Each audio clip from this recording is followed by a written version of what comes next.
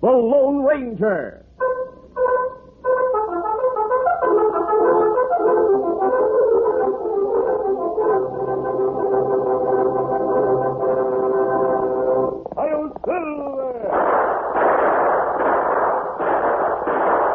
A fiery horse with the speed of light, a cloud of dust, and a hearty Hi-Yo Silver, the Lone Ranger.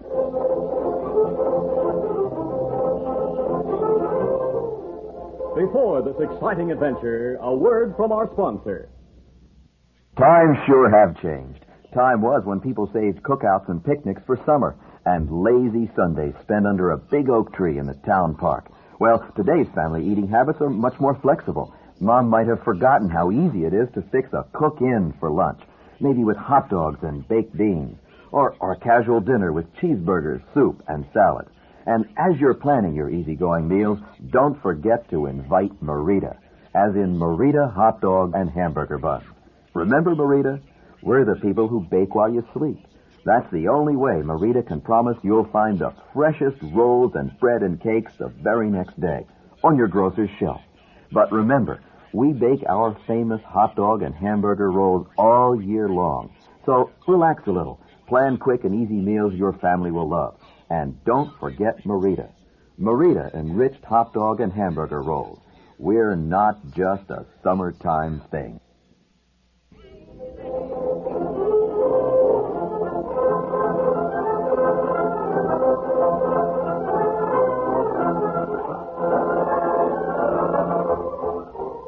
With his faithful Indian companion Tonto, the daring and resourceful masked rider of the plains led the fight for law and order in the early western United States. Nowhere in the pages of history can one find a greater champion of justice. Return with us now to those thrilling days of yesteryear. From out of the past come the thundering hoofbeats of the great horse Silver. The Lone Ranger rides again. Come on, Silver. Let's go, big fellow. I'm Silver. Hooray!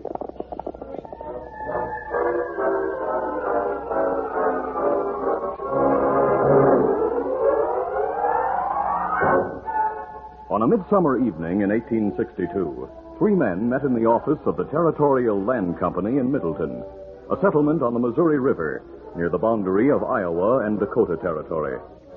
One of the trio was Leif Sanford, a shrewd, ruthless speculator who operated the land company. His equally ruthless companions were Cap Haley, a boatmaker, and Tim Torrance, a rancher. The land speculator said, Boys, I just had word that the new railroad's not gone through here as we figured. No, Why, that means we're stuck with all the land we bought out. Yeah. Where are the tracks to run? Through the Mandan Indian village in the Deepwater area. 10 miles from here. That's right. What about the loss we'll take? You got any ideas, Leif? Yeah, Cap.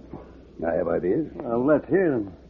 Now, if the Mandan Indians leave the Deepwater area, the government will open that land for homesteading.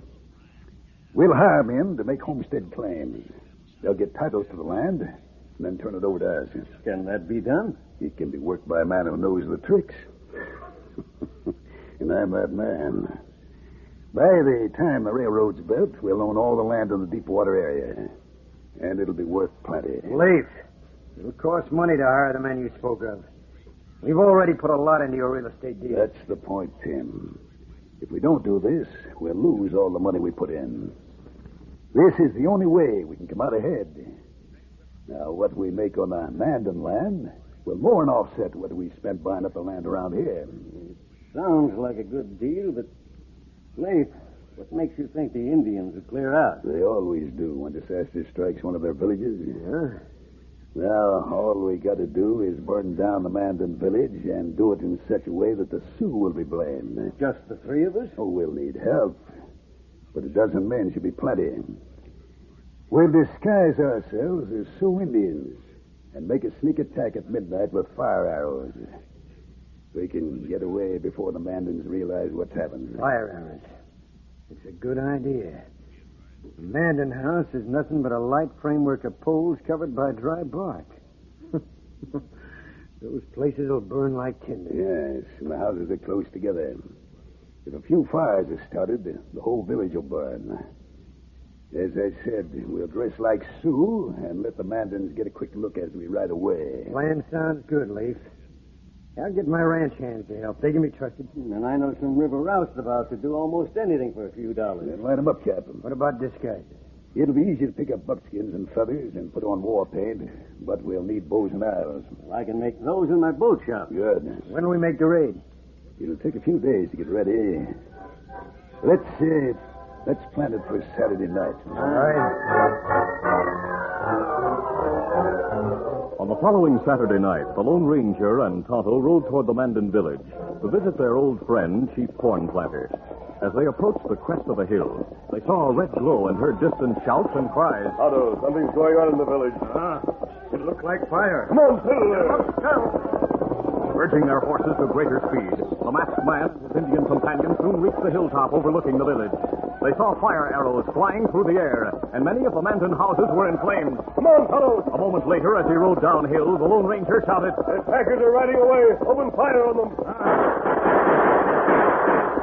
The raiders made no attempt to return the gunfire. Bullets struck one man in the shoulder and another in the arm, as the terrorists, with backward glances, spurred their horses and fled. Them right way, Kemosabe. Let them go. Right in. Ho, Silver. Ho. As Scout and Silver came to a halt within 50 yards of the nearest burning cabin, the Lone Ranger said, Tonto, with a bright moon, I'm sure you'll be able to see the trail of those men. That's right, Kemosabe. I'd like to know where they go. Ride past the village and follow the trail. But stay far enough back so the men will not know they're being followed. Easy, steady, big fella. Meanwhile, I'll find out what happened to the Mandans. You leave Silver here? Yes, it's far enough back so he'll not be bothered by smoke and sparks if the wind changes. Come back when you've learned about the attackers. If I'm not here, wait for me. Me do it. Get him up. Come. As he walked ahead, the Lone Ranger saw that none of the pole and bark lodges of the Indians could be saved. Burning like tinder, many had already been reduced to piles of glowing embers. The angry Mandan tribesmen and their families stood in small groups, and apart from these, Chief Corn Planter stood near the blazing council house. He gave the masked man a sign of recognition and said, Good friend, me glad you come. Chief Corn Planter, I'm glad to see that you're alive. Oh, me alive, but village gone. Are many of your people hurt? Me know of only one. Medicine man, take care of him. Him hurt by arrow, but not much. Well, that's good. Me see you, Tonto, ride downhill, shoot plenty fast. Drive off bad Indian. Me thank you. You know why you were attacked? Not know. Maybe enemy want horses. But they didn't take your horses. Not have chance. You come too quick. Me glad horses left. Them needed for move. Move? That right. In morning, we leave here. Find new place for village. You can't abandon your crops. Must leave. Bad Indian make raid. Go away. Them come back. Maybe many more bad Indian come. Maybe steal horses. Kill women, children. We go for that happen. The bad Indians will be captured and punished. They'll not be able to attack again. Oh, friends speak good words. But we not take chance. We move. Oh, here come medicine man. He's bringing you an arrow. Luhama, Leno. Oh, him say, this arrow from raiders. It one that wound Indian. Oh, may I see it?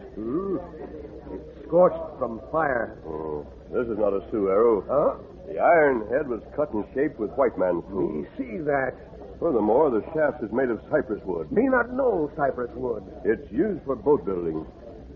Chief Corn Planter, are you sure the attackers were Sioux Indians? Me not sure. Them wear clothes, war paint like Sioux Indian. But me hear men shout when raid begin. Them shout white man words. In the excitement of a raid, no Indian would shout in English. You think white men make attack? Yes, I think so. We never heard white men. Why them attack? I don't know unless they want to drive you away from the deep water area. You may have something the white men want. Now, has gold or any other precious mineral been found on your land? Oh, not know of any. Have you seen any white men examining your land? Only men who come from railroad.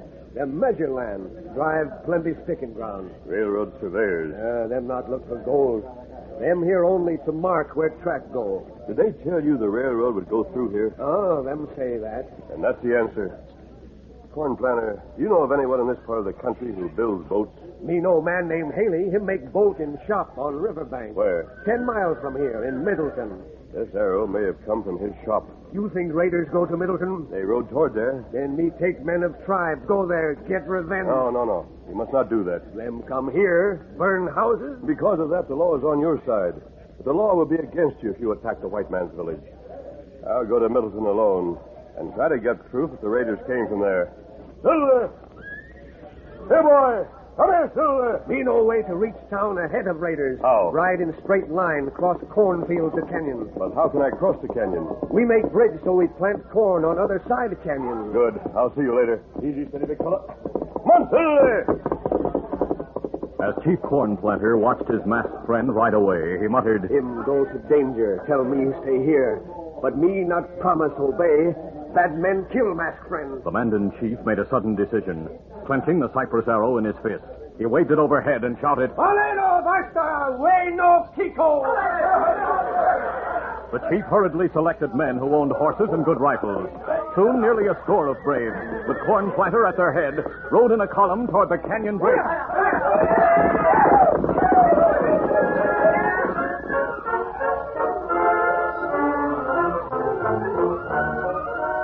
We'll continue our Lone Ranger adventure in just a moment. Hello there. I'd like to just take a minute to talk to you about Merita Brown and Serve rolls. As you know, Merita means all that's fresh and good that goes into and comes out of your oven. And Merita Brown and Serve rolls are the ones that bake to a flaky golden brown in just 6 minutes. There are 12 delicious Merita Brown and Serve rolls in every package. And if you don't use them all right away, that's all right, too. Merita guarantees freshness for several days after you buy them. Of course, in your freezer, they'll last indefinitely. But don't wait for company to have Merita Brown and Serve. Your family would love to have a basket of fresh, steaming hot rolls with breakfast, or lunch, or dinner. It'll mean you care. And what a delicious way to show your love. After all, your family deserves the best. They deserve Merita. Merita Brown and Serve rolls.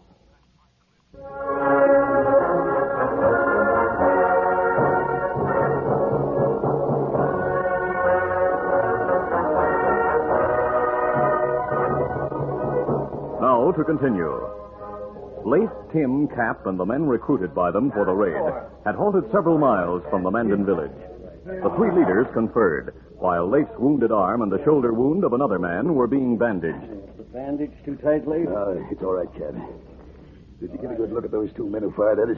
I just got a quick look, but it seemed to me one of them was an Indian. Yeah, that's what I thought. And it looked to me like the other man wore a mask. Did you notice him, Tim? Yeah, it looked to me like he was masked. I wonder who those hombres are. They must be friends of the Mandans. That's what I've been thinking. If they are friends of the Mandans, they may try to follow us.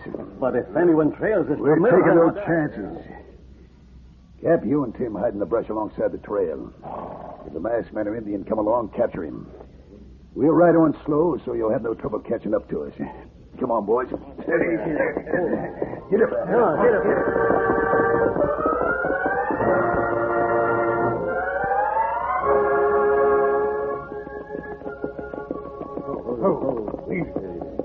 Riding into the thicket that bordered the moonlit trail, Cap and Tim sat silently in their saddles until the sound of approaching hoofbeats reached their ears.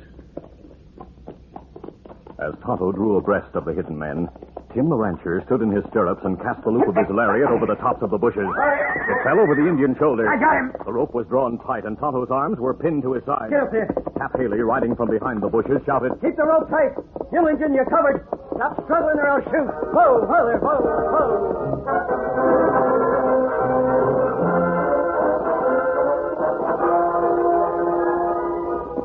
A short time later, Tim and Cap, with Tonto as their prisoner, overtook Lafe and the other raiders. Lafe called, Indian boys, whoa, whoa. Easy, boy. We got the Indian, Lafe, but he won't answer questions. He won't say a word about the masked man. Never mind, Cap. We'll take him to your shop. And then what?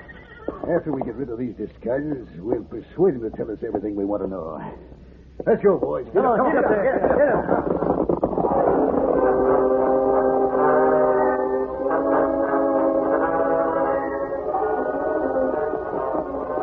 raiders were still on their way to Middleton, the Lone Ranger, having traveled by a shorter route, rode into a clump of willows on the riverbank near Cap Haley's boat shop. Oh, easy. Steady, big fella.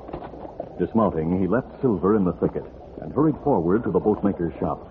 At the side door, he pried off the hasp of the padlock. There. He left the door open for a quick escape. Moonlight slanting through the windows revealed a partly finished skiff and a supply of cypress lumber. On a workbench, the Lone Ranger found a supply of arrow feathers, scrap metal from which arrowheads had been cut, and one broken arrow with oily oakum tied to the head. Fire arrow.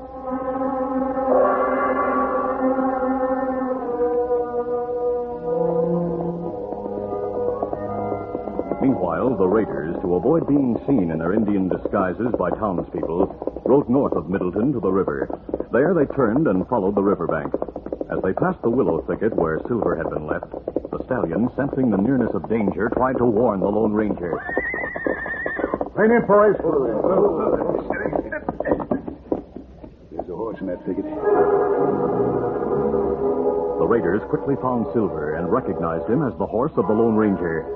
Then Cap noticed the door of the boat shop standing open and said, That masked man must be inside my shop right now. All right, bring the Indian. We'll go the rest of the way on foot. What's the plan, Leif? We'll close in on the shop and call on the masked man to surrender. Think he'll do it? If what I've heard is true, he'll do a lot to help his Indian pal. He'll not only surrender, he'll talk. Talk? Yes. I want to find out if he's tipped off the law or anyone else about it. Can't let him and the Indians stay alive. We're not going to. Come on, boy.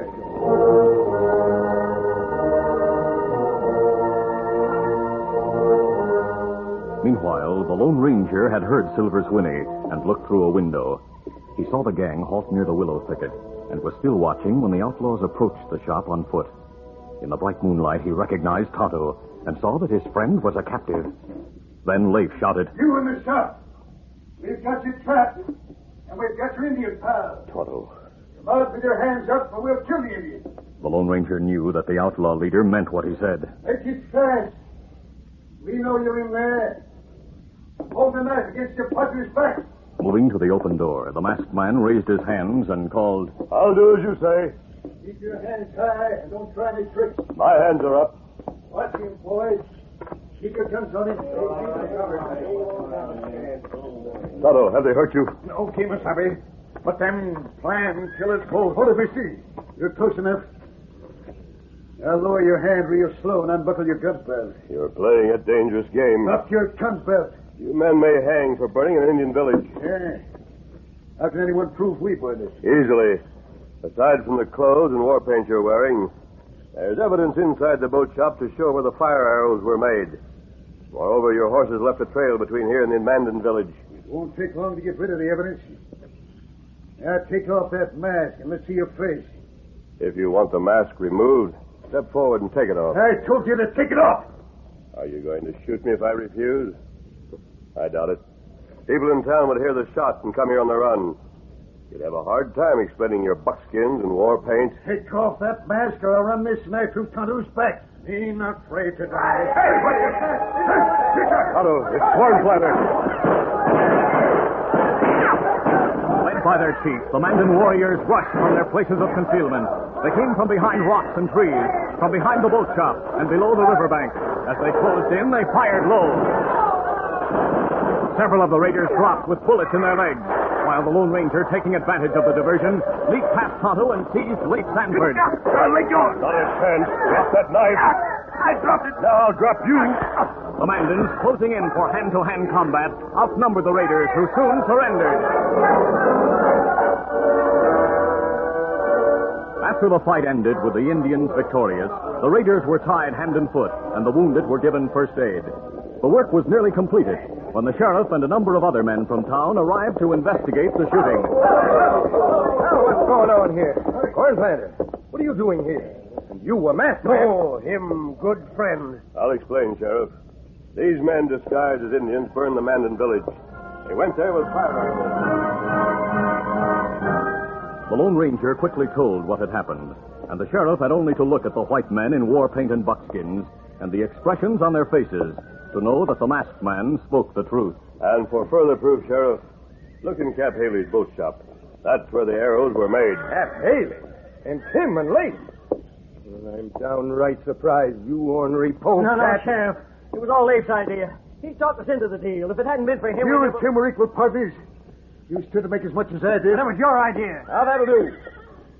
Corn planter, you and your men shouldn't be here. Me bring men cause me think masked friend in danger. They were fighting on your side, Sheriff. Well, they better get back to their own place now. I've got men enough to take the prisoners to town. Chief Corn Planter, you need have no fear that these enemies will return. That's right. We stay in Deepwater Village, build new houses, harvest crops. Here's Silver. All right, Tonto. We're ready to leave. Boys, start moving the prisoners to town. We'll see you, Corn Planter, when your village is rebuilt. Oh, that's good. Easy, steady, big fella. Adios. Come on, Silver. Hey, hold on! Rather, I didn't get around to questioning that masked man. What part did he have in this deal? Him, good friend of Mandan's. Good friend of white people. Him, Lone Ranger. Silver,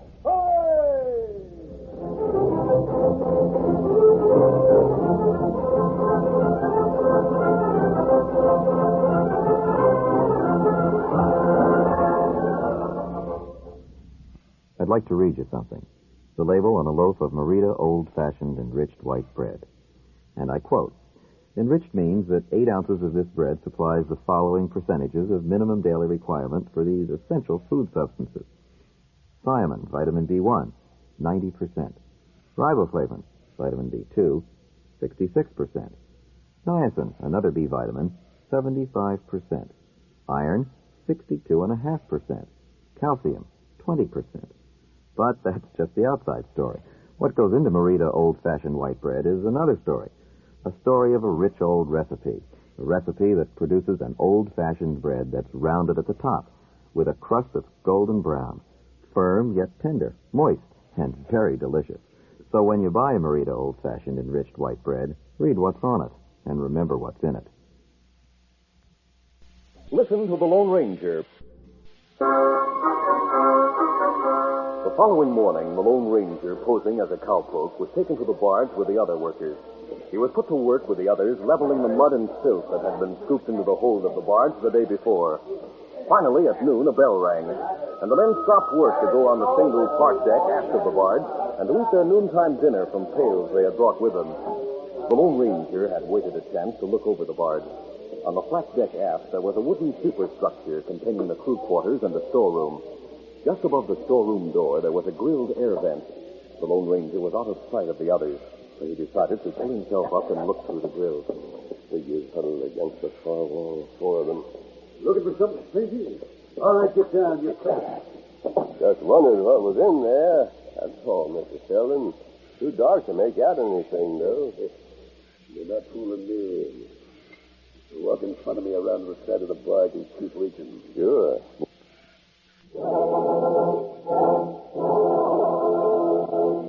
Listen to the Lone Ranger, brought to you by special recording at this same time.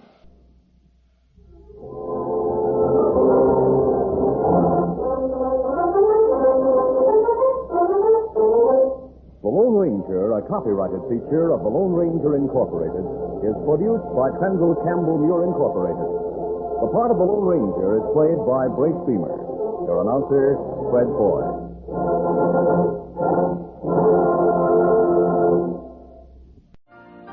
You've been listening to the OTR Gold Network.